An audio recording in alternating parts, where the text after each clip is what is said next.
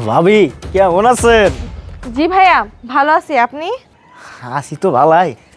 ভাবি আপনারা দেখা মনে হইতাছে আপনার নদীতে রাতে মনে হয় ভাই সাঁতার কাটছে। মানে কি বলছেন আপনি এইসব? আরে কি কইতাছি আপনি বুঝতে পারতেছেন না? আপনি এমন ভাব করতেছেন মনে হচ্ছে আপনি ভাজা মাছ উল্টাই খাইতে পারেন না। ভাইয়া আপনি কি বলছেন সেটা কি আপনি নিজে জানেন? আরে আমি তো ভাইবে চিন্তাই কইতাছি। শোনেন ভাবি, ভাই যদি না পারে রাত্রাবেলা আমাকে ডাইকেন, আমরা চুপি চাপি আপনার ঘরে যাইয়া আপনার নদীতে আমরাও একটু সাঁতার কাটুম।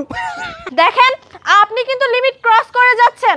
আপনি কিন্তু এটা ভুলে যান না, আপনারা কিন্তু আমাদের পাশের ফ্ল্যাটে থাকেন। তাছাড়া আপনার বউর সাথে আমার ভালো সম্পর্ক, আমি কিন্তু আপনার বউকে সব বলে দিব। এই ভাবি আপনি সব কি কইতাছেন? আপনি তো দেখি কাটা গায়ে লবণে সিটা দিলেন। আরে আপনার আমার মধ্যে আমার বউরে ডাকেন কে? সমস্যা নাই, কেউ জানবো না, রাত্রাবেলা আমুনি ভাবি। এবার আপনি সত্যি সত্যি লিমিট ক্রস করে ফেলেছেন। আমি এই বিষয়টা দেখছি, দাঁড়ান।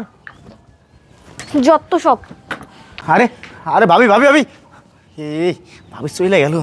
সমস্যা নাই ভাবি, আপনি গেলেন তাতে কি হয়েছে? আপনি তো আমার ফ্ল্যাটের পাশেই থাকেন, আপনার নদীতে যেমনি হোক আমি তো সাঁতার কাটমই। আচ্ছা তুমি তাহলে সাবধানে দেখো, আমি গেলাম। আচ্ছা ঠিক আছে, সাবধানে যেও। আচ্ছা আচ্ছা দরজা লাগিয়ে দাও, কেউ দরজা না করলে দরজা খুলবা না কিন্তু। হ্যাঁ ওকে ঠিক আছে। আচ্ছা আচ্ছা যাই, এখন একটু ভাবির কাছে যাই, দেখি আমার রসের ভাবিটা কি করতেছে। ভাবি, ও ভাবি। আরে আপনি আমার বাসায়? ও ভাবি, আপনার না দেখা আমি আর থাকতে পারলাম না, তাই তো অফিসে না যায় সোজা আমি আপনার সাথে দেখা করার জন্য চলে আসলাম। আচ্ছা ভাই কই? উনি বাসায় নেই। তাহলে তো ভালোই হইলো ভাবি, ভাই যেহেতু নাই চলেন ভিতরে যাইয়া চা খাইয়া দুইজনে রসের একটু আলাপ করি। চলেন চলেন। এই দাঁড়ান, উনি বাসায় নেই, চা খেতে হবে না, অন্য এক সময় আসেন, যান। আরে ভাবি আপনার হাতে চা না খাইলে আমার তো আর ভালো লাগবো না, চলেন তো।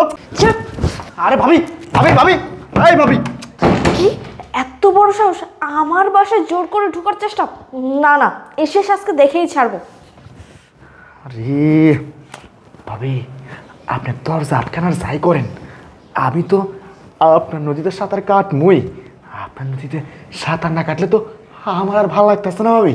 সামনে হোক আমি আজ হোক আর কাল হোক আপনার নদীতে ডুব দিই মুই ভাবি।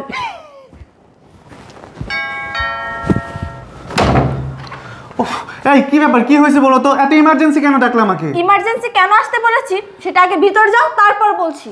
আচ্ছা চলো।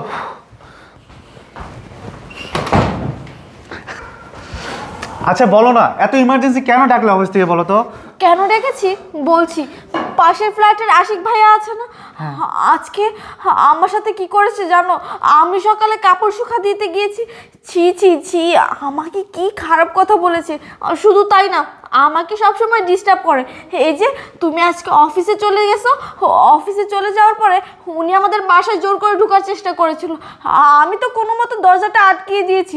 এই শোন, তুমি এর একটা বিহিত করলে করবে, না করলে আমি বাসা থেকে চলে যাব। আরে না না, তুমি বাসা থেকে চলে যাবে কি করতে?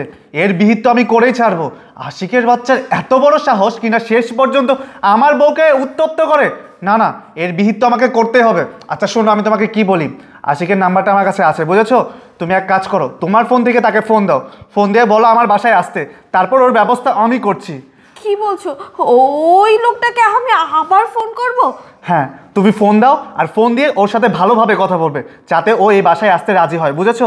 ওকে বাসায় ভালোই ভালোই ডেকে নিয়ে আসো, তারপর বুঝাবো কত ধানে কত চাল। আচ্ছা শোনো, আমার কাছে ওর নাম্বার আছে, তুমি নাম্বারটা এখনই তোলো। আচ্ছা ঠিক আছে, দাও। এই নাও। হ্যালো। হ্যালো কে? ওই যে আমি আপনার পাশের ফ্ল্যাটের ভাবি, ওই যে সকালে ঢুকতে চেয়েছিলেন, আমি মানা করলাম। আরে কি বলেন, এ তো কি মেঘনা যদি বৃষ্টি ভাবি, হঠাৎ করে আপনার কল, আমি তো বিশ্বাসই করতে পারছি না। আচ্ছা বিশ্বাস পরে করবেন, আগে শুনুন। সকালে তো ঢুকতে চেয়েছিলেন, আমি তো ঢুকতে দিলাম না। আপনাকে বের করে দেওয়ার পরে আমি চিন্তা ভাবনা করে দেখলাম আপনাকেও আমার ভালো লাগে। আপনি কিন্তু চাইলে এখন আসতে পারেন, আমার বাসা পুরাই ফাঁকা। কি কোন ভাবি, সত্যি কইতাছেন আপনার বাসা ফাঁকা? হ্যাঁ হ্যাঁ, পুরা বাসা ফাঁকা। আচ্ছা, আপনি খালি 2 মিনিট বসেন, আমি আয়া পড়তাছি ভাবি। হ্যাঁ, আচ্ছা ঠিক আছে। এই উনি আসছে এখন। আসুক, আসার পরে বুঝতে পারবে বাঘের গুহায় হাত দেওয়ার ফল কতটা ভয়ানক হতে পারে। এই আমার তারপরও ভয় করছে। আরে ভয় পাওয়ার কিছু নেই, যেখানে আমি তোমার সাথে আছি সেখানে তোমার আর কোনো ভয় নেই। এই ওই তো চলে এসেছে মনে হয়, এখন কি হবে?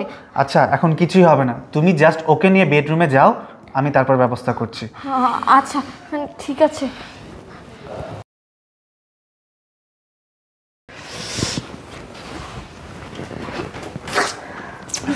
ভাবি, আমার না বিশ্বাস হইতেছে না যে আমি আপনার লগে এক রুমে। ভাবি, বাড়িতে ভাই নাই তো? না, বাসায় কেউ নেই, এই জন্যই তো ডেকেছি। আরে বাবা, চাইলাম জল পাইলাম শরবত। ভাবি বিশ্বাস করেন, আপনার নদীতে না সাঁতার কাটার আমার বড়ই ইচ্ছা। তাহলে দেরি কিসের, শুরু করেন। আচ্ছা ভাবি চলেন, আমারও না আর ভালো লাগতেছে না। এই দাঁড়া, এই তোর এত বড় সাহস, তুই আমার বাসায় এসে আমারই বেডরুমে আমার বউয়ের সাথে রোমান্স করতে আসিস? তোকে তো আমি আজকে শেষ করে ফেলবো।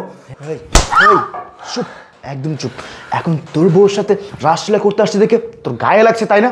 এই তোর এই বিবেক তখন কোথায় ছিল যখন রাস্তায় বসে অন্যের বউকে টিস করতি? এই কথা বলছিস না কেন? তখন তোর এই বিবেক কোথায় ছিল?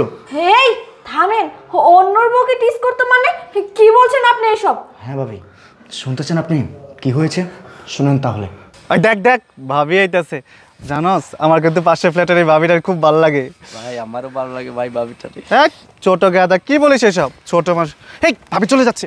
ভাবি ভাবি ভাবি দাঁড়ান। ভাবি কি বাজারে গিয়েছিলেন? জি ভাইয়া। একা একা বাজারে যান কেন এত সুন্দর রূপ নিয়ে? আচ্ছা শুনেন ভাবি, শুনলাম আপনার হাতের চা নাকি খুব মজা, তা আমাদেরকে মাঝে মাঝে ডেকে নিয়ে একটু পার্সোনালি চা খাওয়াতে পারেন যখন ভাই বাসায় না থাকে। কি বলেন ভাইয়া, এসব আজে বাজে কথা? আরে আজে বাজে কথা বলছি না, আমি আমার মনের কথা বলছি। আপনার এই সুন্দর হাতের চা যদি আমি খেতে পারি না, আমার পুরো জীবনটাই সার্থক হয়ে যাবে ভাবি। শুনেন, কি সব আজে বাজে কথা বলেন? আর আপনি যদি আমাকে আর একটা আজে বাজে কথা বলেন না, তাহলে সোজা গিয়ে আপনার বউয়ের কাছে বলে দেব যত সব। আরে ভাবি ভাবি রাগ করছেন কেন? আর শুনেন, আমি কিন্তু আবার দুধ চা ছাড়া খাই না। আই চল। এই শুনলেন তো, আসলে আমার ওয়াইফ প্রতিনিয়ত বাজার থেকে যখন বাসায় ফিরে তখন আপনার হাজব্যান্ড কিছু লালিত কুত্তা নিয়ে আমার বউকে টিচ করে। আর আমার ওয়াইফ আমাকে যখন বলতে লাগলো যে আমার পাশের ফ্ল্যাটের শ্রাবণ ভাই আমার বউকে টিচ করে, তখন না আমি আর ঠান্ডা থাকতে পারলাম না। তাই আজকে আমি আপনার সাথে যা কিছু করেছি সম্পূর্ণটাই আমার নাটক ছিল। আমি জাস্ট আপনার হাজব্যান্ডকে বোঝাতে চেয়েছিলাম যে অন্যের বউর সাথে এরকম টিচ করার পরিণাম কতটা ভয়ানক হয়, নিজের কতটা কষ্ট লাগে। ভাবি আপনি আমাকে ক্ষমা করে দিবেন আপনার সাথে এত কিছু করার জন্য। আসলে আমি আপনার সাথে এত কিছু করতে চাইনি, শুধুমাত্র আপনার হাজব্যান্ডের জন্য করেছি। আর এই যে শ্রাবণ ভাই, আপনাকে বলছি, আপনি যে কাজগুলো করছেন এগুলো মানুষের ভিতর পড়ে না। আরে ভাই, আপনার ঘরেও তো বউ আছে, আপনার ঘরেও তো বোন আছে। আজকে আপনার বউর সাথে আমি যেগুলো করেছি এগুলো আপনি কোনোভাবে সহ্য করতে পারছেন না, তাহলে একটাবার চিন্তা ভাবনা করে দেখেন না। আপনি যখন আমার বউকে রাস্তায় টিচ করেছেন তখন আমি এগুলো কীভাবে সহ্য করেছি। তাই একটা কথাই বলবো, সবসময় মাথায় রাখবেন, মা বোন সবারই আছে। আশা করি আপনি আমার বিষয়টা বুঝতে পেরেছেন। আর ভাবি আমি তাহলে আজকের মতো আসি।